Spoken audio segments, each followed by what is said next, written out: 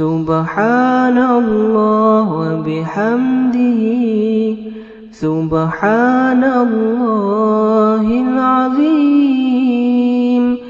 بسم اللہ الرحمن الرحیم۔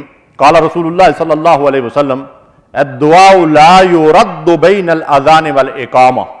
اللہ کے نبی صلی اللہ علیہ وسلم نے ارشاد فرمایا کہ اذان اور اقامت کے درمیانی وقت میں دعا کبھی رد نہیں ہوتی، یعنی یہ دعا کی قبولیت کا وقت ہے۔ تو محترم سامعین کرام، ہم ہر وقت اس بات کے محتاج اور ضرورت مند ہیں کہ اللہ سے خوب دعائیں کریں اور اللہ تبارک و تعالی ہماری دعاؤں کو قبول فرمائے۔ تو ہمیں قبولیت کے اوقات میں زیادہ سے زیادہ اللہ تعالیٰ سے دعائیں کرنا چاہیے۔ اس حدیث کو سنن ابی داود اور امام ترمذی نے روایت کیا ہے۔ دعا کی قبولیت کے اوقات اس کے علاوہ بھی ہیں جن کی احادیث سے ہمیں رہنمائی ملتی ہے۔ مثلا نبی صلی اللہ علیہ وسلم نے فرمایا کہ حالت سجدہ میں اللہ بندے کے سب سے زیادہ قریب ہوتا ہے اور بندہ اپنے رب کے سب سے زیادہ قریب ہوتا ہے، اس لیے فرمایا سجدے کی حالت میں کثرت سے دعائیں مانگو۔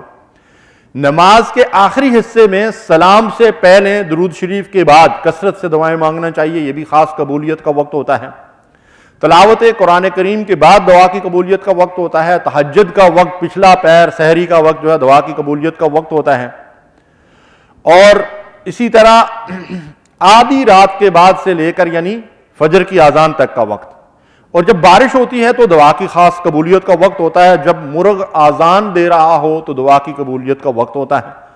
اسی طرح رمضان کا مہینہ دعا کی قبولیت کا مہینہ ہوتا ہے، بالخصوص آخری عشرہ، اور روزہ دار کی دعا اللہ تبارک و تعالیٰ قبول فرماتے ہیں۔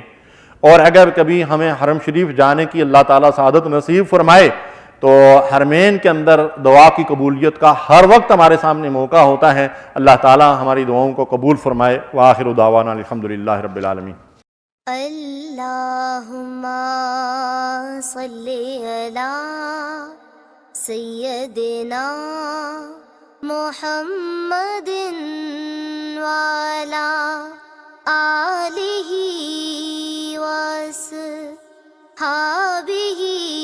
وسلم۔ اللہم صلی علی سیدنا محمد